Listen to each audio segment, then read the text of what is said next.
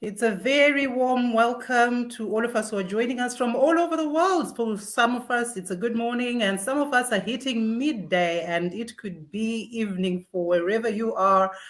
We are here at the Luvbay broadcasting, and we are looking at the Africa Today show. And I know that this is something that many of you have been following so religiously over the years. And as you know, that here at Love Bay, we are always talking about those issues that touch the core of development of growth, because we believe that we are definitely better than where we are today, and we should be having the right conversations. So if you're joining us today, I will be your host. Cynthia Chirinda is my name, and the topic that we have today is Feeding Africa by Africans. We have some panelists who are joining us today. We have Dr. Francis Pindu Munangi, who's with us, joining us all the way from Timmins in Canada. Dr. Francis, you're welcome to this episode of Today's Africa. How is Canada today? Thank you very much. I appreciate that, host, Miss Jirinda.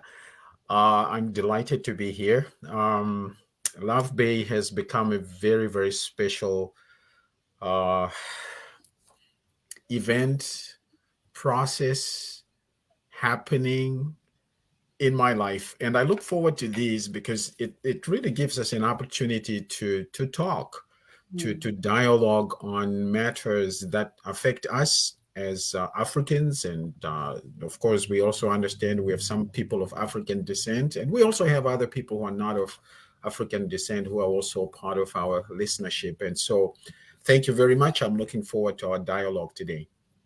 Thank you so much for coming on board, and we are expecting other panelists to join us. And to our producer, Sir Theo, hats off to you and the teams behind the scenes there. You're always making it possible for us to bring this broadcast to our listeners who are always tuned in and ready to hear what it is that we are talking about on this particular broadcast. Sir Theo, just a few words to welcome all of our listeners and viewers today as we stream live on Facebook, on YouTube, and other platforms. Just a quick welcome note before we introduce our topic for the day. Thank you, Sister Cynthia. It's a pleasure. It's a labor of love, and we love Africa. That's why we spend our time, at least for 24 hours, if we are able to spend about, say, 5 minutes or 10 minutes to speak about the one we love. That's Mother Africa. It's great, and it's a labor of love, and we hope this is the first time, as a matter of fact, that we are doing this live on Facebook, on LinkedIn, and on YouTube, and on live radio too. So, I mean, it's fun, but all that I would say is that we apologize to the listeners and the viewers that, due to some technical, inconsistencies, as we should expect. And that's why we are a little bit late, but the topic will be discussed no matter what it is. Thank you. Thank you very much for that, Theo. And as he says, it's a labor of love. That's why it is called Love Bay. Afro music and broadcasting to Africa and the Caribbeans and beyond, as Dr. Francis Mpindo has rightfully said there. Now, the topic that we have on discussion today, as we're talking about Africa, feeding Africa by Africans. One of the first things that came to my mind was, are we looking at food security issues? Are we looking at the tragedies that are surrounding over-dependence on international food aid? What are we looking at? So I was just talking to the producer and I say, what's on your heart? What do you see? And one of the things that he said to me is, we believe that Africans should and must not depend on outsiders to feed us, whereas we have what it takes. So the question is, do we believe that we have what it takes? So it's not only agriculturally, but in so many other aspects, we have enough and more than enough to produce for us. So we have a special guest that we are expecting to be joining us in the studio. And he is a guest who has done a lot of illustrious work in terms of just being able to single-handedly revamp the Nigerian rice industry to the point where Hello? we don't even import rice anymore. So welcome you, My battery's sir. down. Sir Abraham Juma. Yeah, I'm You coming are on board. live on Luvbay, Afrobeat Music Talk Radio. I am your host, Cynthia Chirinda, and you are joined with other panelists. Dr. Francis Mpindu is joining us from Canada. I am currently hosting you here, and I am in Wisconsin in the USA. Tell us a little bit more about where you are and what is happening today, Sir Abraham Juma, before we get into the meat of the matter and talk about the illustrious work that you are doing. How are you today, sir? Can you hear us, Dr. Abraham? All right, he is still making his way. You're right, he's still making his way. But whilst he does that, let me just go ahead and just share a few facts for some of us who may not have heard about the guest that we have on this broadcast today. I will just share some of his illustrious career in as far as some of the political portfolio he has carried. Firstly, he was in the selected as a candidate Hello? in the UNC parliamentary elections in 1979. He was also an assembly member of Twifo Ayase. In 1998, he was the district chief executive of Twifo Hemang Lower Deng Kiria in 2001, from 2001 to 2004. The What deputy more? minister What of can local we do again? government from 2005 to 2007. Also Deputy Minister of Health from 2007 to 2009, and a Member of Parliament in Twifo Atim Mokwa constituency from 2017 to 2021. And this is just his political profile that I have shared with you here. Let me just check with him if he is settled in yet. All right. He is still settling in. So I'll go on to just share a little bit more about some of his key highlights in his career experience, being principal accountant of the cocoa processing company, being general manager in Drupo Wood Treatment Limited, agriculture consultant in J.A. Kufo Foundation, member and certified coach of the International Leadership Foundation, and also policy advisor of the Competitive Africa Rice Initiative, known as CARI. So as we wait for our special guest, Honorable Abraham Juma Odoom, to settle, I will come to you, Dr. Francis Mpindu. I know you've done a lot of work across African nations. I know you have been working not only in the academia, but also you have been working with police and communities, and you have been working in some form or fashion with leaders. Let me know your thoughts, as far as this concept of Africans feeding Africa. Is this something that, why does this become a topic? It would sound or seem like it should be just obvious that a continent or a people should be able to feed themselves. But what comes to your mind when we start talking about the need for Africans to feed Africa? Oh, thank you, Ms. Chirinda. I guess given the fact that we're talking about this, it highlights that things are not what they should be. So that's why we have this dialogue. One of the things that comes to mind here, and I know I'm sort of preempting some things here. There are some policies that have been put in place by outside. Yeah. Go ahead, Dr. Francis. Yeah, there are some policies that have been put in place by people outside of Africa that seem to work against us. So as a result, the efforts to feed ourselves have not gained as much traction and have helped ourselves and the world the way we would want to. Most of this stuff, I'm sure you might be aware of this, and some of our listeners might be aware of this, that there are policies that have been put in place to ensure that what we grow in Africa does not stay in Africa, but it actually goes outside, because there are people who are benefiting from it. And as a result, we end up depending on other people to feed us.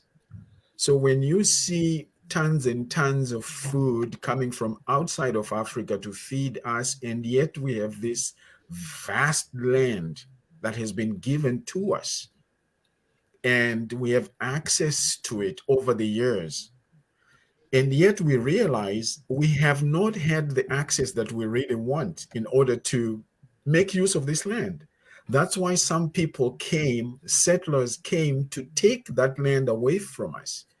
And some of our nations, including, I'll speak for myself here, including Zimbabwe, which is a fairly new nation, only been independent since 1980, we're still reeling with what does it mean to have land to ourselves.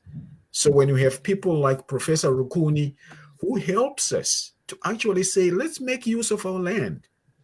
And yet we have our young people who are moving away from the land because they value being in the city. And you, Miss Chirinda, you are aware of this when it comes to rural and urban development. The rural is there to sustain us. That's life. But because of colonization, we now value the lights and the blings and the flash, the bling blings of the city. And we're forgetting that we should have our life intertwined with what's happening in the land. As you have already pointed out, I'm currently working with First Nations, a group of First Nations here in Canada. And these are the issues we're wrestling with. Yes, we want self-government. Yes, we want use of the land. But if we don't have the land itself, and if we don't own it, how can we even benefit from it? So all this to say, Ms. Chirinda, your topic for today is an exciting one, and I'm really, really looking forward to hearing from our brother, Honorable Odoom, to help us process some of these things, because him having worked and living in Africa, I mean, he has a lot of access to information and things that I'm sure we will be able to benefit from today. So again, thank you. Thank you so much. And indeed, it is a sad paradox that we should even be tabling this for discussion, considering that Africa as a continent boasts vast, vast arable land. Talk about wildlife. We've got the highest equatorial mountains, tropical rainforests in the world. And yet, despite possessing some of the world's driest deserts, we have what it takes. So there are indeed several factors that have been identified, as constraints to food production in Africa. There's a lot of talk around land degradation, mismanagement of available water resources, pest diseases, inappropriate food production and storage practices, inadequate food processing technologies. And in some parts of Africa, we look at things like civil conflicts and wars, poor economic policies to support food production, and as well as the low economic and social status of women, who even in the previous programs, we were bemoaning that they constitute the majority of food producers. So these, among so many other factors, have resulted in the steadily declining food security. But this is not the only narrative, and we really want to demystify, debunk, and talk a whole lot more around this. Now, Honorable Abraham Juma, thank you so much for joining us today. We have already shared some of your illustrious profile with our listeners. Honorable Abraham Juma Odoom, you have done a lot of work, and I've had the opportunity to listen to some of your interviews, even on YouTube, when you were talking about just what it is that Africa needs in terms of having positive minds to succeed. And this, I think, has been quite a lot of your messaging, and you keep on talking about the need to be transformative, that we have to challenge the status quo. And these are some of the things that you have been speaking about. Now, I will not preempt you, Honorable. You are here. Our listeners, our guests, our viewers who are joining us on Facebook, they want to hear from the horse's mouth. Maybe tell us a little bit more about yourself and what got you to be engaging and doing what you are doing today. Over to you. Okay, thank you. I think initially I was having some technical challenges. I'm sorry coming in late. But before I talk a little bit about myself, let me know the topic so that I can situate myself in the context of it.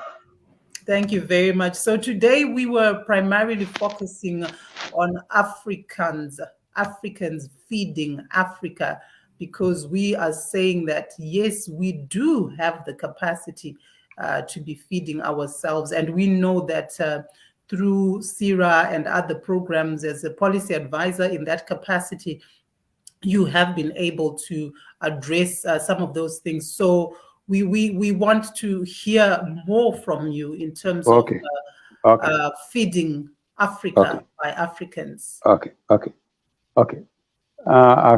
As I was growing as a child, I read a book in the primary school, and in that book, it was a Chinese leader who made a statement, that's Genghis Khan, to the effect that his greatest pressure in the world was to conquer his enemy and see women and children wailing.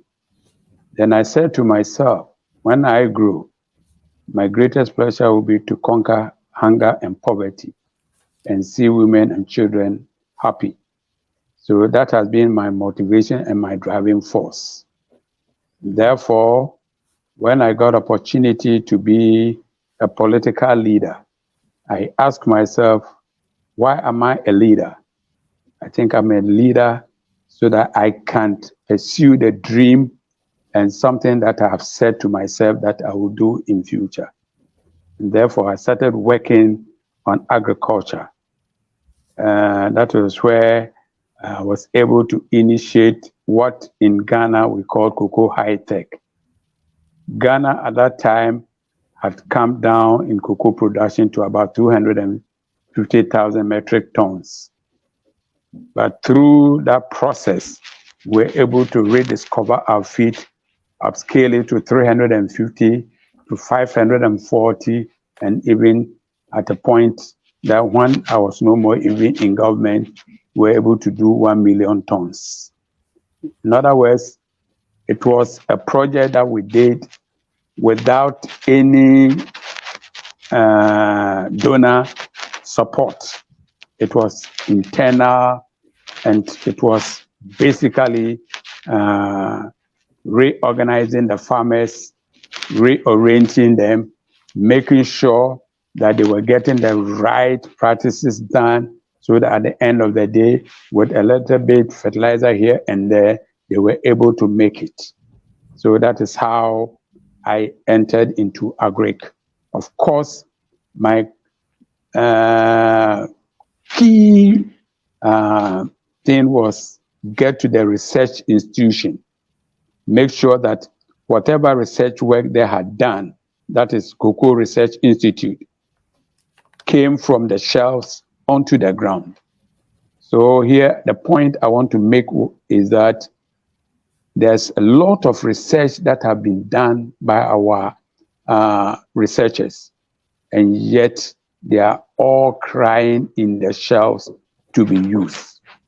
So if I have to make the first statement, what I want to say is that with reference to if Africans want to feed ourselves, if we want to go and stop importation of all the foodstuffs that we are importing from outside, even including toothpick, then we definitely need our research or beef up our research institute. if we have to beef up our research institute, I'm looking at even privatizing our research.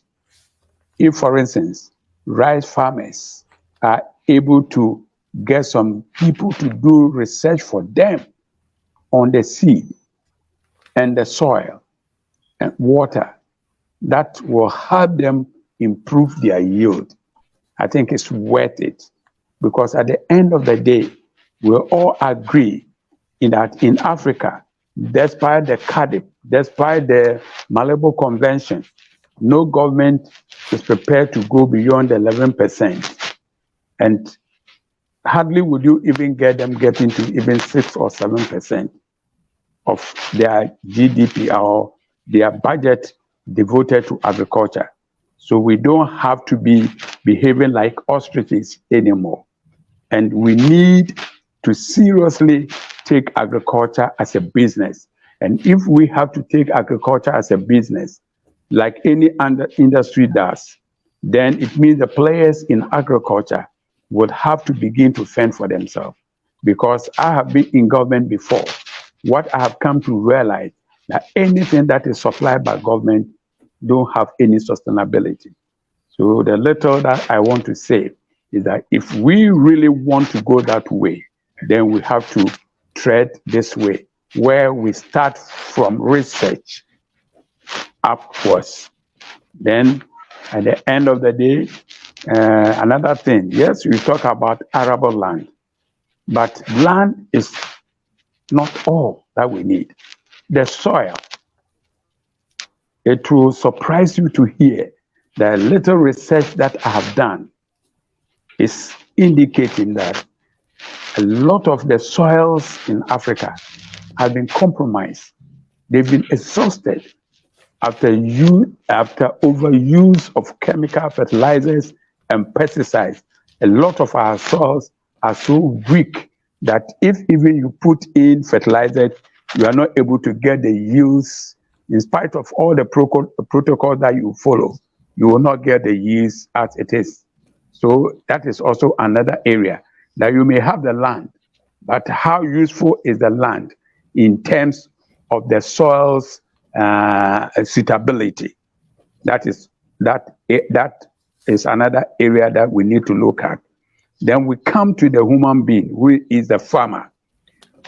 Invariably, what I realized with the Nigeria case was that, yes, we do a lot of advocacy for farmers to get funding, donor or government, yet we don't pay attention to the fact that is the farmer himself ready to accept and adapt the so-called technologies that we are bringing to them.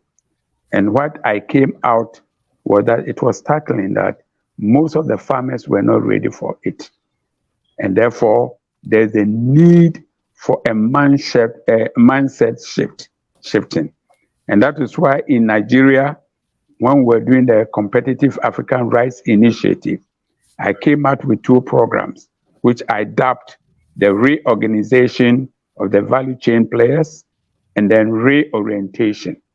And that is exactly what the secret for us, because at the end of the day, you need value FBOs that are well organized, well situated to take advantage of every technology or any funding that comes around. Most of the banks are looking for organizations that are well organized with good leadership. And that is even enough for collateral for them. But then in Africa, we don't have them. We have what we call the political organizations. And I think it's about time that if we want to feed ourselves, we have to shun that kind of political farmers, where people come in, government come in because of its wanting to serve its operatives. Some people come together, form organizations, farmer-based organizations, go for facilities, and then of course, nothing happens. That will not help Africa to produce food for itself. We need to shun from that maintenance, so that we'll be able to get what we call Africa streaming up to become getting agriculture as a business rather than doing this kind of politics with it. After all, most of the time, we have our government promising our farmers fertilizer, promising them pesticides, promising them all these things. And we know for a fact that most of the time, those things don't get to the right farmers. And at the end of the day, most of the budget will have been used for these things, and yet we don't get the results coming out. So if Africa wants to feed itself, then we have to say goodbye to all this kind of approaches. We need to really situate agri as a business, and therefore government will only have to set up enabling environment. Once the enabling environment is set up, and then the people in it are well oriented, then of course, making good choices and decisions, then we are hopeful that Africa can make it and produce its own food. Because come to think of, we even importing toothpick, where in Africa, we have a lot of bamboo that can be converted into toothpick. And yet, for instance, where I come from, we are spending close to about $20 million importing toothpick. This is something very unacceptable. So maybe by way of introduction, this is what I want to say. And I don't know what colleagues also have to say in support of what I'm saying, or to maybe even debunk what I'm saying. But I rest my case and then listen to other colleagues as well.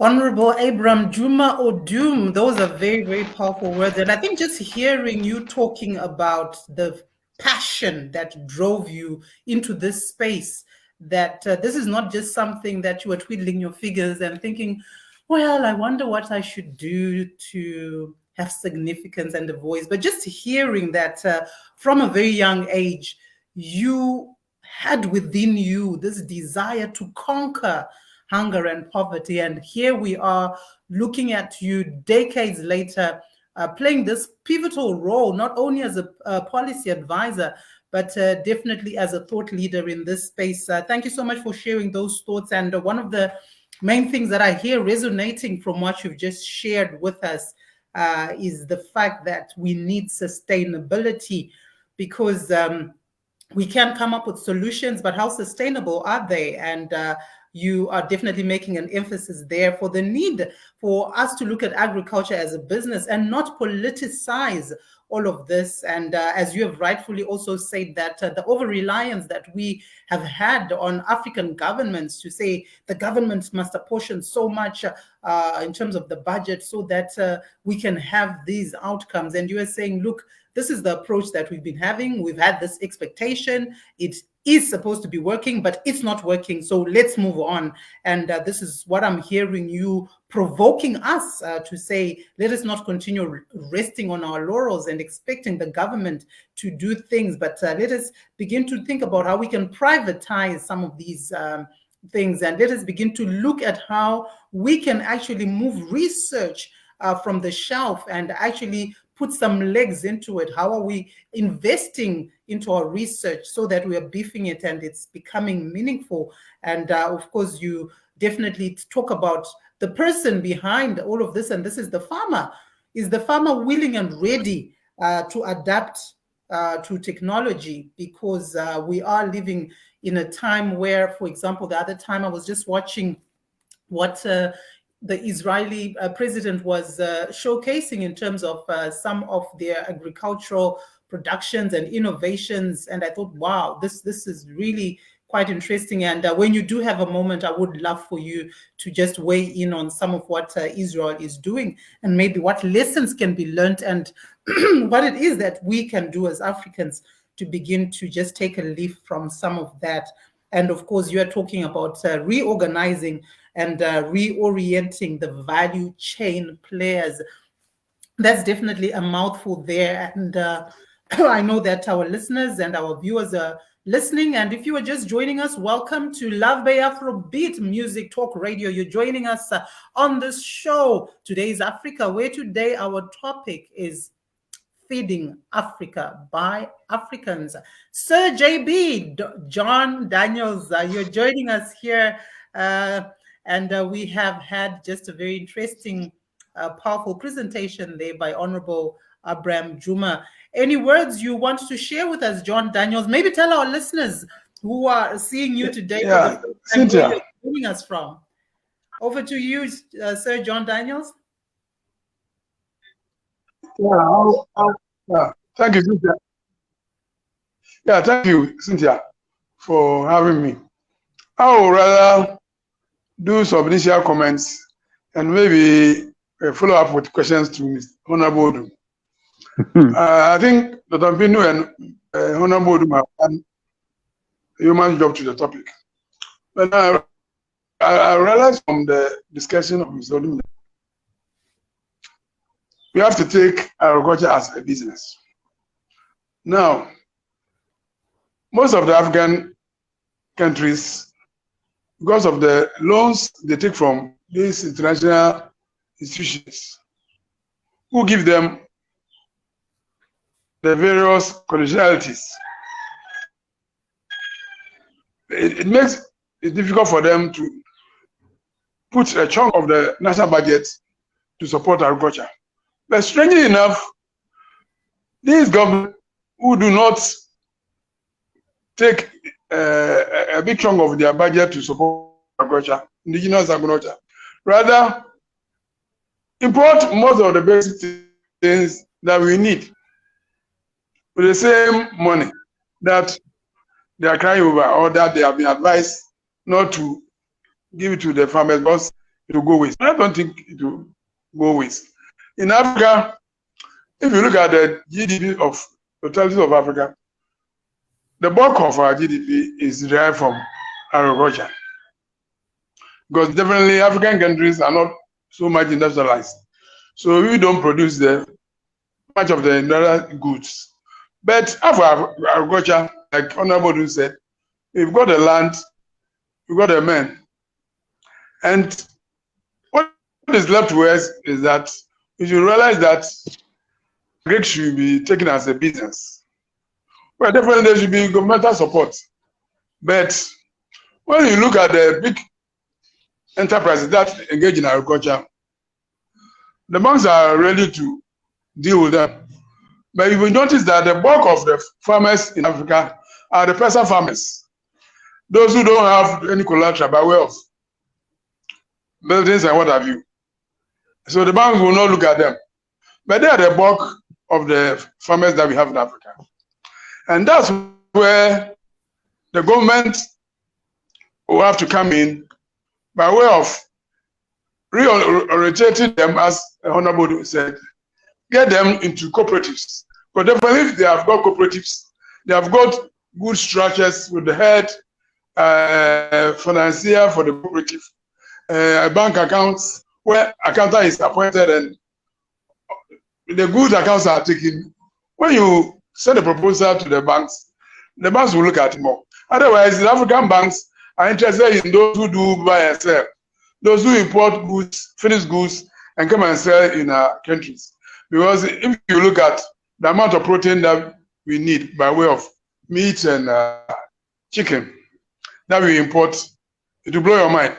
If you look at the amount of canned things, in Ghana, we import fresh tomatoes from Burkina Faso. We import canned tomato from Spain and Italy, as well as Brazil and now China. But Ghana has got one of the fertile lands in Africa. Stretching to other African countries, we notice that our government have not put in the needed impetus, and they have not realized that we have serious advantage over all the things that we have here. And our Agric is number one advantage that we have. With little effort, with little planning, with little research into the way we do our agriculture, we will succeed. But that's not what we are doing. But Mr. Odoom, Hon.Odoom, Yes, I want to ask this question. I'm here.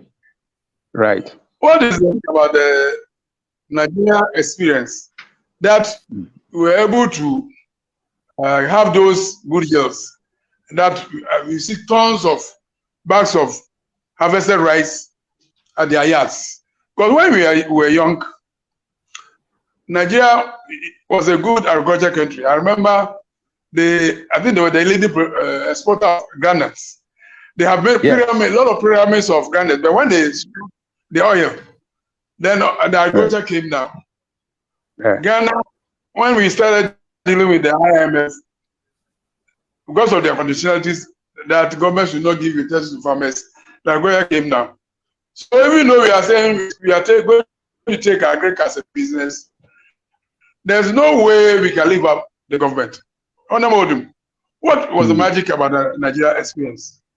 No, you see, before I give over to Honorable to just answer that question, and that's a very important question that you've just said there.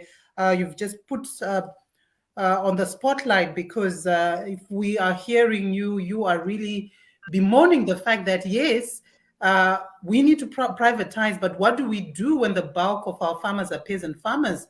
We still need government coming in to provide some way of coordinating their efforts and to be able to give them their muscle there. And of course, you would like to hear from Honorable in terms of his learned experiences in Nigeria, how some of that can be applied. But before you respond to that, Honorable Abraham, I would like to just come to Dr. Francis Mpindo. I know you've been listening also to what Honorable has said. I just wanted to hear what you would also like to weigh in before he responds, and then we go to the second round of the presentation.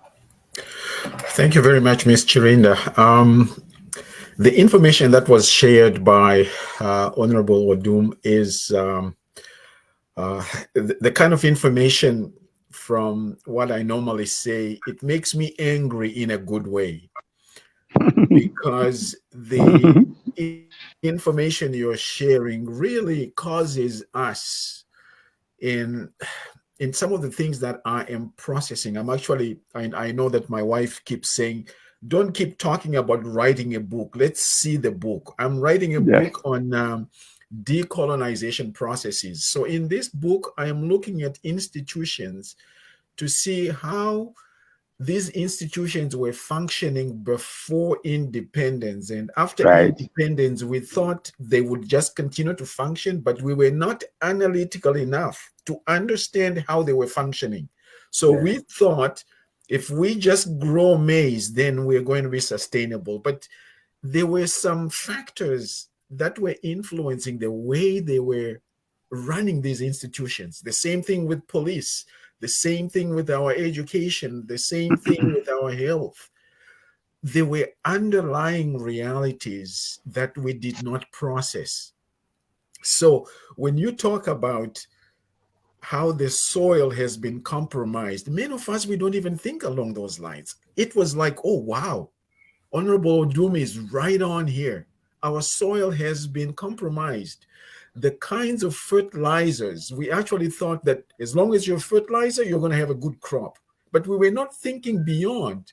We were not thinking we need to give this land rest so that we use the other land. But did we have that kind of land to play around with? No, because somebody had taken that land from us.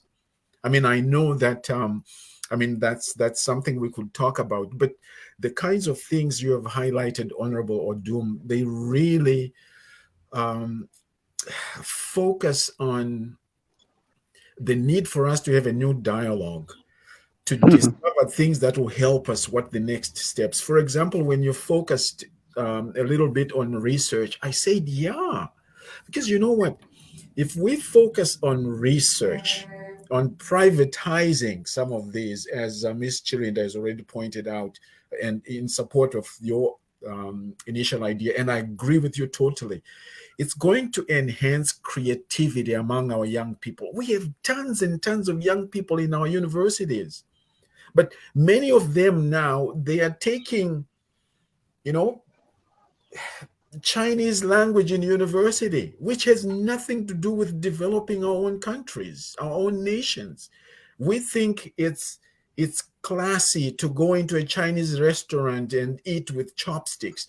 Nothing wrong about Chinese food. I love it too. But listen, we need to focus on developing ourselves. So if we talk about privatization as far as research is concerned, not only are we enhancing creativity, but we are also bringing a sense of competition. We want, because when you have competition, then people are going to be motivated.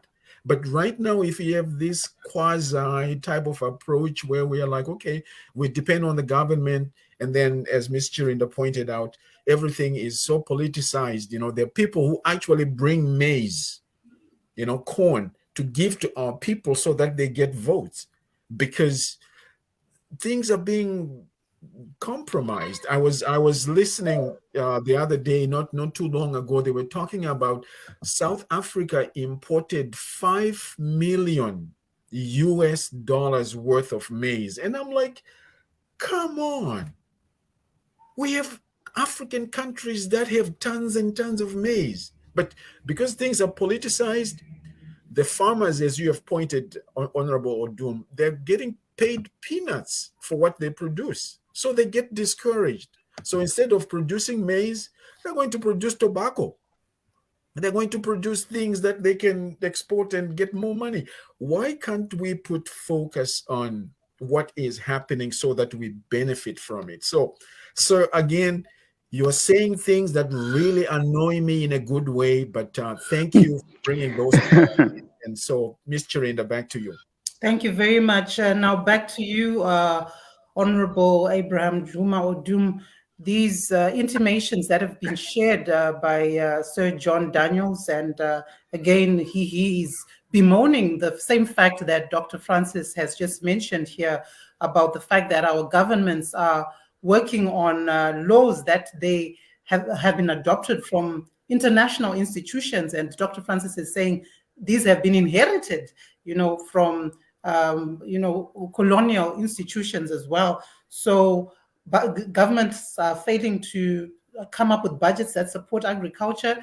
That's what Sir John Daniels was bemoaning.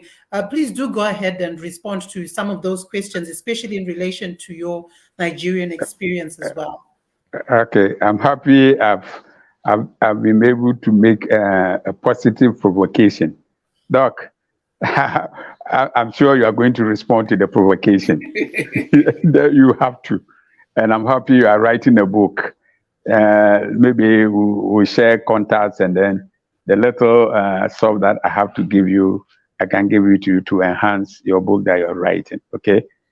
But in Nigeria, what I realized was that we need the private people to come together. Who is government? Government is us. But we let the people that we vote for become our lords, and they rather dictate to us. It's unacceptable. Just let's look at the case of Sri Lanka, and then even Netherlands, the farmers.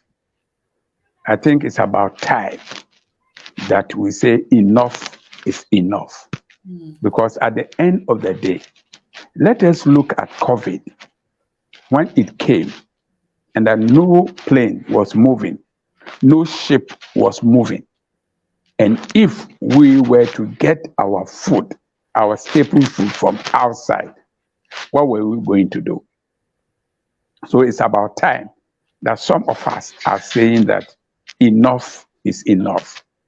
After all, the 30 people or 70 or 100 people in government or in cabinet, what have you, you don't own us.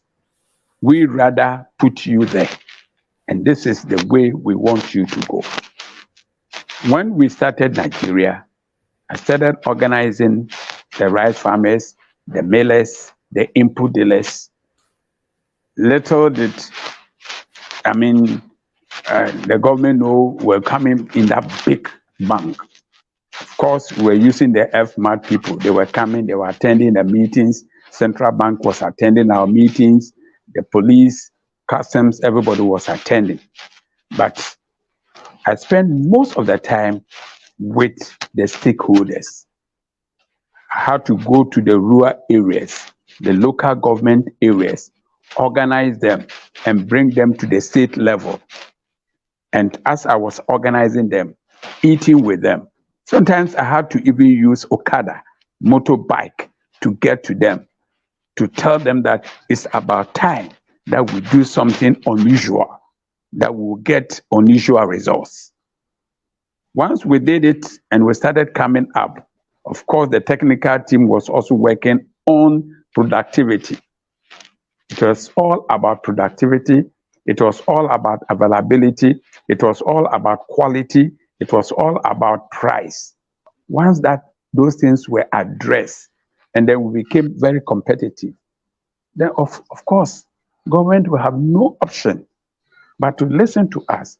So I think for us to be able to force or agree with our government to do what we want them to do, because at the end of the day, if we are sending 9 billion to outside for them to produce for us, what it means is that $9 billion could have stayed here. And I hear in Africa currently, we are spending in the billions of dollars in importing foodstuffs, which means those money that we are sending outside could have been money that we would have distributed among our youth. And because they are not getting it, that is why we are having the ritual mothers. That is why we are having the Yahoo boys. So the question is, are we going to still allow those monies to go outside? And then at the end of the day, we face the social consequence of all the malams that we have in our society. So I think civil society will have to back up. Civil society, some of us will have to lay our lives for that. And I have said, I'm 71 years now. I've said that the rest of my life, I want to dedicate it to fighting this fight so that the youth will be taken care of. Because I don't know what will happen to my grandchildren, my children and my great-grandchildren in future if the Chinese people to come and take over our land. And that here in Africa, the Chinese have taken over, some of them have started taking lands in large quantities. At the end of the day, people who are on their own land will have to work for people who have come to take their land. So I think that civil society will have to rise up to this call of making agric a business, that we do it gradually, and we have to force governments into it. If we are able to show that we are ready for it, then they will have no alternative but to succumb to it. Daniels, you remember, when I was a chief executive at Chufupraso, and I started Cocoa High Tech, President Kufuor sent a team from Castle and then Cocoa Board of all institutions, to come to me, a chief executive in our village, to know how I did it. And of course, I explained to them how I did it with the farmers. I did it with the farmers, I did it with my agri team, I did it with my assembly members, and it worked. So definitely, President Kufuor team came, and they had no other option but to say that, Mr. President, what Odoom has done in that rural community is worth replicating over the country. And that is what we have the Cocoa High Tech.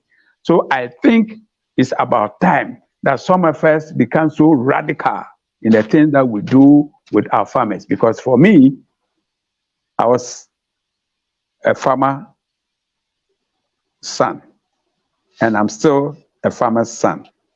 I learned it from the scratch.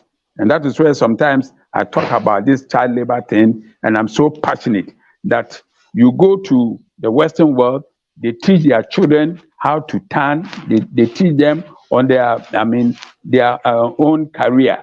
But then when it comes to us, they say, hey, if you send your child to the farm, it's child labor. What the hell are we talking about? Me, I learned it. I learned cocoa, I learned rice farming from my father. At the same time, I was schooling. Daniels was my classmate in CS4, and we're all good, and we have come to this level. It wasn't, if it wasn't for the agric that I did those days, I've not done agric officially in class before. But then the agric that I did with my father is what has motivated him and has sent me that, giving me that passion to work for cocoa farmers and then rice farmers. So I think that civil society will have to rise up, and then government will have to no alternative but to respond positively to that. Wow. Those are passionate words. And we know why. This is a farmer's son, and he is a son of the soil, and he is definitely embedded in making sure that there is transformative action so that we have transgenerational impact. Now, just listening to you, and one of the most fervent statements that you have been recorded to be saying, Honorable, was that we should not just identify people who have the passion, perseverance, commitment, and selflessness to pursue these things. We want to be able to just engage and begin to say, how do we convert this passion, perseverance, and commitment, and actually begin to do things that can take care of Africa's future generation? Now, we definitely hear you speaking there with passion about young people. And if you're just joining us here, we are on this powerful show, Today's Africa, which is hosted by Luvbay, Afrobeat Music Talk Radio. And today's topic, we are looking at feeding Africa by Africans. And we have with us Honorable Odoom, who is touted as the Ghanaian policy advisor behind the Nigerian rice production boom. And he has been emphasizing that for us to be able to transform the agriculture sector, we would require greater commitment on the side of policy implementers to succeed. And he's just telling us now that the role of civil society, because Sir JB, they had just highlighted the fact that, you know, government is letting us down. Government needs to pull up their socks so that we can have a coordinated effort, especially with the peasant farmers. And we hear in response, Honorable, you were saying that, yes, they do need, they have a role to play as government, but civil society even has a more provocative role to play. Now, I would like to pose this question to you. I have been working in civil society, especially in Zimbabwe, and as you may be aware, it is one of those spaces which are being silenced by the government, to the point where, as we speak right now, there was a policy enacted that there should no more be registration allowed for more some of these organizations that can then in turn become civil society. So we are seeing a kind of muting of these voices. So yes, you are encouraging civil society to take on this role where they are bringing government to book and to be that voice that reminds government of their role. What do we do given this reality that civil society is being muted by certain governments in Africa? That's just a quick question coming from me there.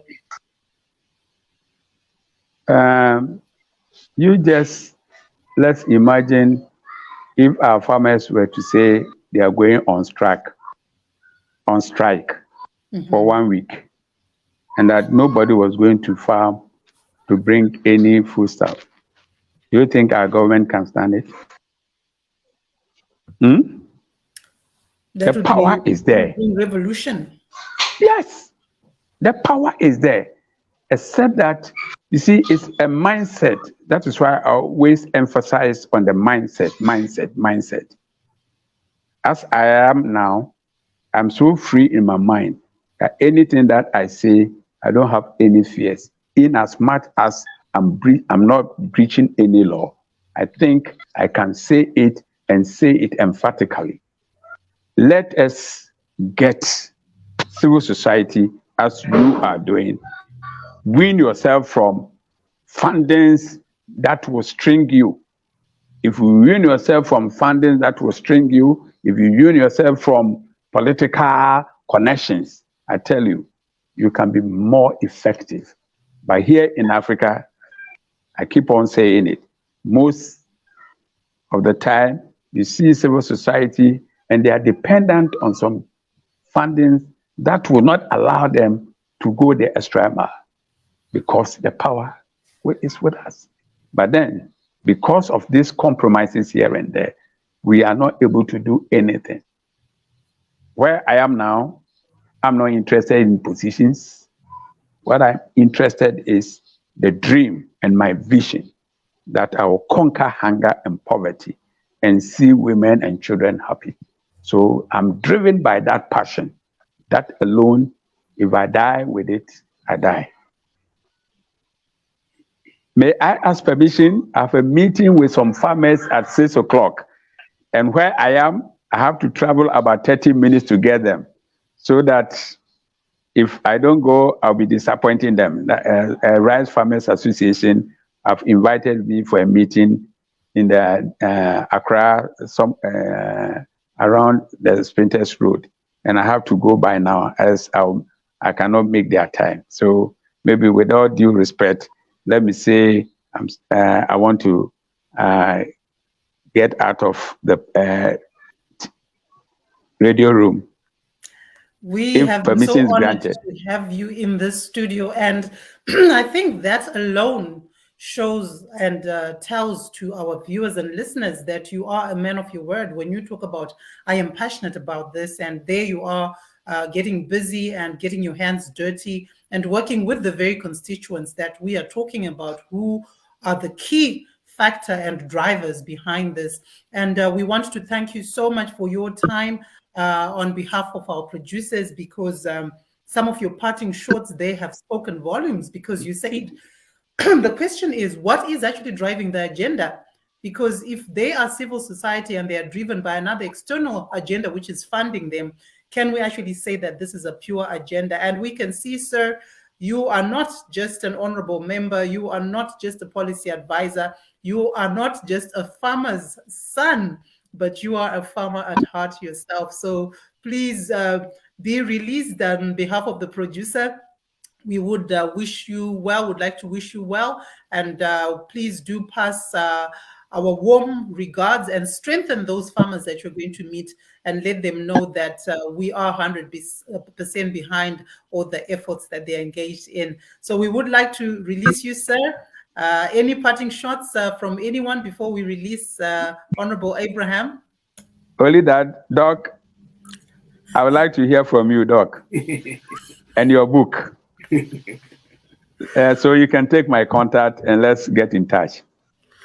I will get your contacts through our brother Theo. And again, sir, thank you so much for making time to be with us. As Miss Chirinda pointed out, you are a practitioner. You're putting your mouth into your pocket, into your heart, and into your head. So keep up the good work, sir. We will be in touch. Thank you. Thank you. And I'll tell the team that I'm meeting that we had this wonderful discussion. Thank you. We have been honored to have you here. And sir, you are released. Please do go and do the needful. Thank you very much. And we would like to thank you. Daniels, let's talk. Let's get in touch, okay? Daniels. I will do that. Okay. Right. Bye-bye. Oh, yeah, right, I'll do that. Yeah. Thank you very much. So to all of our listeners, our live stream channels are open. If you are joining us on Facebook, please do hit the chat and let us know some of your thoughts on some of the issues that our special guest here, Mr. Honorable Odoom, has been sharing with us. And one of the key things that he talks about is the fact that the agricultural sector requires positive minds to be able to succeed.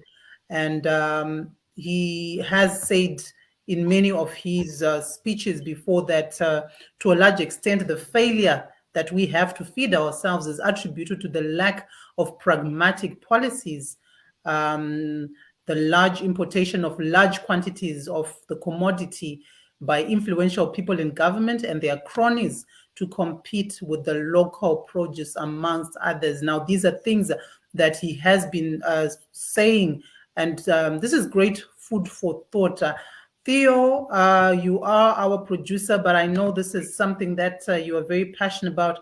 Anything that you would like to just say in response to what our guests had to say today? Well, thank you very much. Yes, I'm in agreement. I'm in a total agreement with what he had to say, because we've been saying, or we've been discussing on this program about how we have been mismanaged by people that we trust and vote for them. Sometimes it gets to a point where I feel that even, why do we even bother to vote? Because whenever they go there, they forget about what needs to be done. We've been talking also about leadership. There seems to be a leadership crisis in Africa, and it's been there. Before the forefathers, the Nkrumahs and the Nyereres and all these, they knew exactly what they were doing. Agricultural policies were right there. If you take, I will speak about Ghana, for instance. Dr. Nkrumah was able to organize the Farmers' Council. The Farmers' Council. And everything that the farmers needed had to go through the Farmers' Council. And then they were implemented. He never said no, because he believed in his Africanness, if I can put it that way. And in today's Africa, as we can put it, it's a shame for us even to come here to be speaking to the whole world about the fact that even toothpick has got to be imported onto the continent. We have, I'll go back to Dr. Nkrumah's time again. He was so astute, he was so smart, he was so brilliant, God bless his soul, wherever he is, that he had to even set up the Soil Research College, or Institute, I beg your pardon, where they mapped out every part of Ghana. I quite remember when I was in high school, we took excursions to all these areas there. And we went to the Soil Research Institute, and they had mapped out every corner of Ghana where you can plant anything. And not that he didn't do what he did. He made sure that if wheat was to be planted there, he'll give all the necessary help. Because you know what? What he did was that the Minister of Agriculture wasn't, a doctor in agricultural science and all that. No. He relied on the farmers themselves. That's why they called him, his followers were called the veranda boys. He did not go out and appoint people who did not have what it takes to head ministries. We've discussed this before. So if he comes out to say that civil societies will have to wake up, I'm in total agreement with him. Because I cannot see the continent importing grain to the tune of $9 billion in 2019 onto the continent. $9 billion grain imports from Ukraine and Russia. It's a disgrace, it's a shame. So the youth of Africa should right now sit up and say that enough is enough. Because if at the top, like they say, that if you kill a snake and you cut the head, all the rest that is left there is a belt or a rope. So we have to be able to stand up and say that enough is enough, just like he said. And throughout the efforts of so many countries and so many countries coming to Africa, bribing their way through to buy lands, and then making us go serve them somewhere down the line. It's a shame. So Africa, the time has come for Africans to feed themselves. But there shouldn't be any excuse. if you put, I quite remember to copy. I was in the Caribbean, and when you go to most of these Caribbean countries, for instance, I was in St. Vincent in the Grenadines. If you put anything there, it goes up. And every city dweller has something there. They know how to farm.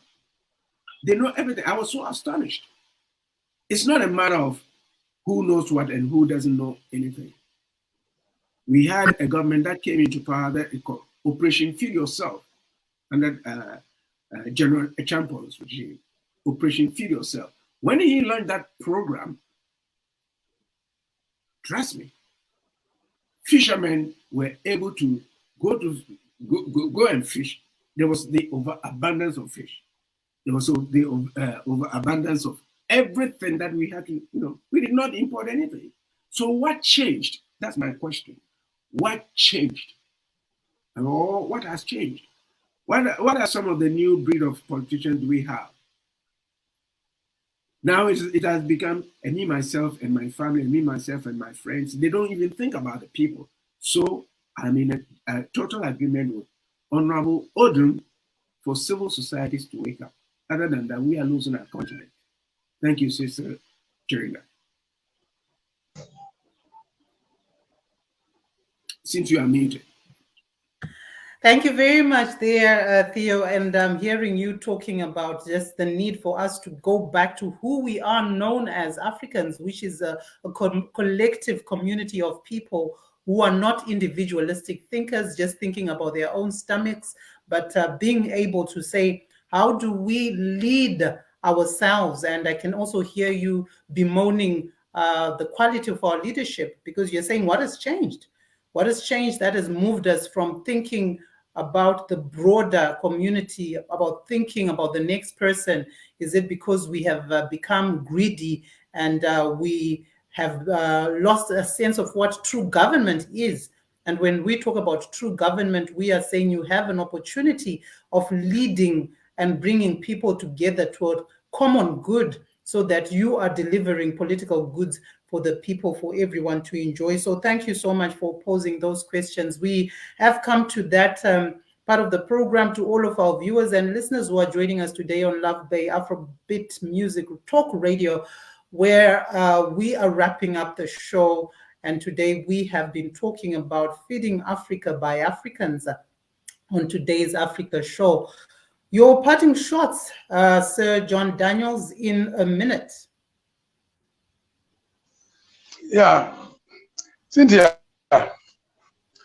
you notice that in Africa, most of our farmers are the aged, the old people who don't have the strength to do, because they do subsistence farming with the colors and hope, and they are old, they can't do much now. But during the time of the COVID and the Russia-Ukraine war, we noticed that because the African countries could not import goods from outside, but the ships were not running, cost of imported items became prohibitive. But what was even strange was the fact that the food that we produce in Ghana, the foodstuff that we produce in Ghana, the plantain, cassava, and what have you, and maize that we produce in Ghana, was so cheap in the hinterland. But when it came to the city centers or the regional centers, they were so expensive.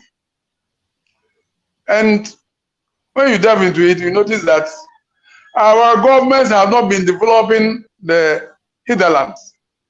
Because for you to do a successful agriculture or farming, there should be an access road to the farm gate, so that the food produced can be catered to the centers. But here you have not built the roads. You have not built the roads that the drivers, those who own the transport owners, will go and bring the food.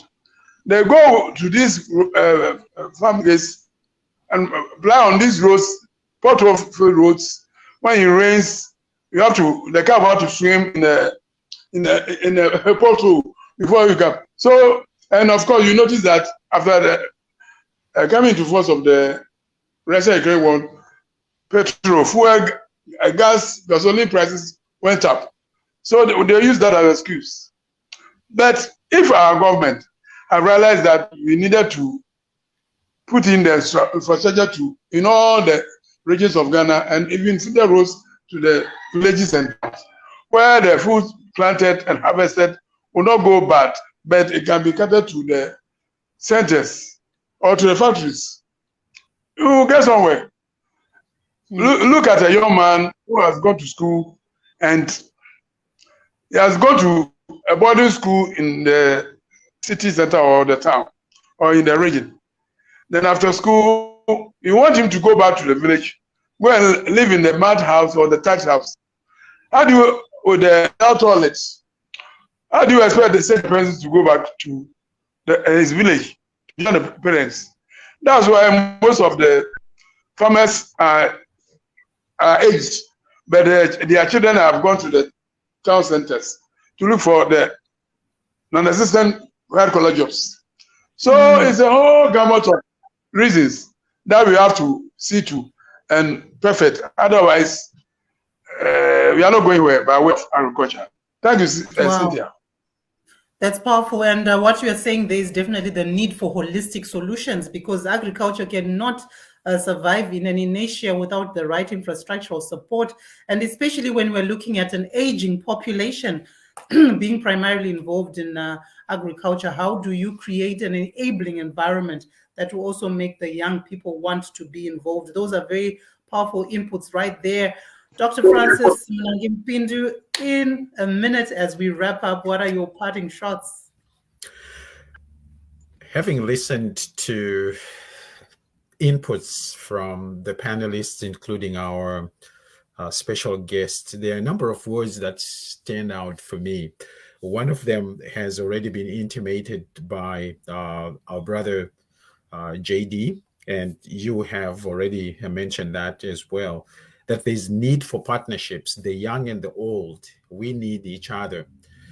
And as a result, I think if we create opportunities for our young people who are very creative, who are very much into technology, they will do the research for us. So let's invest in them, create opportunities for our youth to be creative. If we're talking about looking into our soil to see what has happened, our young people are able to come up with skills to help us look into the soil.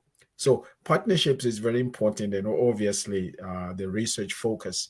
The other thing that comes to mind is participation of the people who really need to be engaged in the farming industry or the farming business. And obviously, innovation comes to mind and implementation, because we can't just toy in the idea of nice ideas, but we're not putting them into practice. So these are some of the things that comes to mind. I mean, some of the things that come to mind as we wrap up today. But thank you so much, Ms. Chirinda, for guiding us today. Thank you so much for that input. Definitely, we need that intergenerational transfer of skills and wealth of wisdom, because the young people are also coming in not only with their energy, but they have exposure to innovations and technology and ideas that the older generation may not have. But then, of course, the experience that the older generation have can never be exchanged for anything. So let us continue having that intergenerational transfer of skills and wealth of knowledge. Now, that brings us to a wrap on this edition of Africa Today, where we have been talking about feeding Africa by Africans. And you have been joining us on Luvbay Afrobeat Music Talk Radio. I have been your host today, Cynthia Chirinda. We look forward to welcoming back our usual host, Dr. Diallo, who usually hosts this program very well. We do miss you, Dr. Diallo, wherever you are. And we want to thank our producers behind the scenes, Theo and the team. So this is us signing out from Luvbay Afrobeat Music Talk Radio. Keep on developing Africa.